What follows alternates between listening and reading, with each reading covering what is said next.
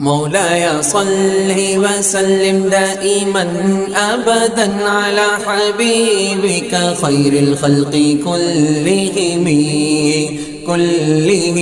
مولاي صل وسلم دائما.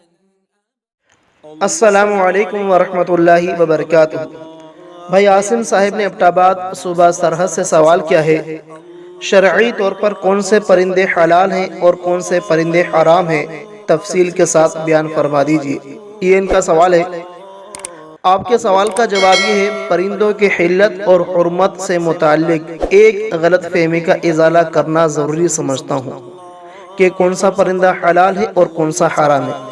اس حوالے سے عوام میں طرح طرح کی غلط فہمیاں رائج ہیں.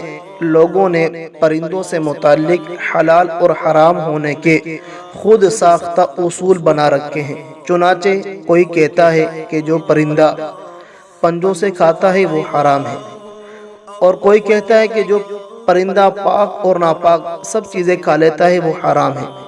کوئی کہتا ہے کہ جو پرندہ چونچ سے کھاتا ہے وہ حلال ہے، اور کوئی کہتا ہے کہ جو پرندہ پاک صاف چیزیں کھاتا ہے صرف وہی حلال ہے، باقی سب حرام ہے. الغرض ہر ایک خود ساختہ اصولوں کی بنیاد پر حلال اور حرام ہونے کا حکم لگاتا رہتا ہے.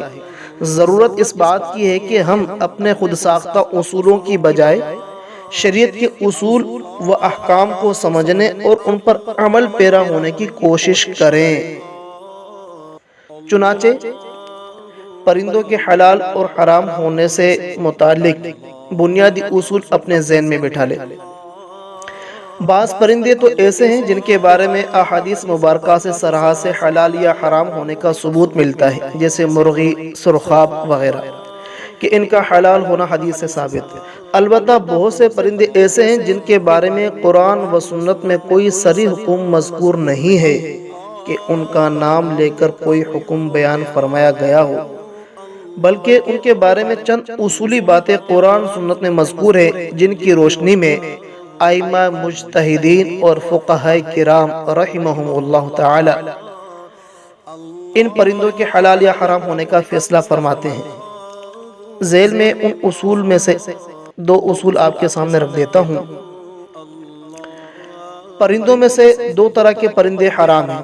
نمبر ایک، وہ پرندے جن کی طبعی اور فطری غذا مردار اور نجاست یعنی ناپاک چیز کھانا ہو، یعنی وہ عام طور پر مردار اور گندگی ہی کھاتے ہوں، جیسے گدھ وغیرہ، کیونکہ وہ مردار ہی کھاتا ہے، اس کی طبیعت فطرت ہے. نمبر دو، وہ پرندے جو پنجوں سے شکار کرتے ہوں، کھاتے نہ ہوں، شکار کرتے ہوں، جیسے چیل، عقاب وغیرہ، یہ چیر پھاڑ کر کے شکار کرتے ہیں. یہ دو اصول آپ کے سامنے رکھ دیے میں نے. یہ پرندے جو اس طرح کا عمل کرتے ہیں فطری طور پر، یہ حرام ہے.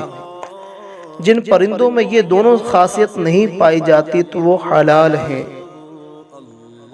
اب اس اصول کے تحت چند حلال اور حرام پرندوں کے نام آپ کے سامنے رکھ دیتا ہوں. چند حلال پرندے یہ ہیں: بگلا، ہدہد، قمری، فاختہ، سارس، سرخاب، لٹورا، مور، مرغابی، کبوتر، چڑیا، طوطا، مینا، بطخ، تیتر، بٹیر، بلبل، چکور، شتر مرغ.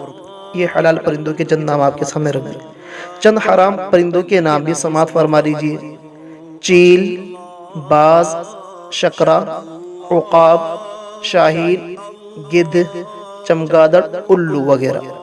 باقی تفصیلات کے لیے درج ذیل کتب آپ دیکھ سکتے ہیں: فتاوی عالمگیری، فتاوی محمودیہ، فتاوی رحیمیہ، بہشتی زیور، وساوس اور حقائق وغیرہ ذالک.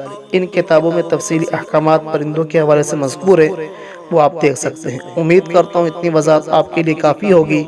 جزاکم اللہ خیرہ. مزید اپنے شرعی سوالات کے جوابات براہ راست مفتی اعجاز ملک سے معلوم کرنے کے لیے ہمارے واٹس ایپ گروپ کو جوائن فرما لیجئے، اور رابطہ نمبر نوٹ فرما لیں: 0307 83 83 790.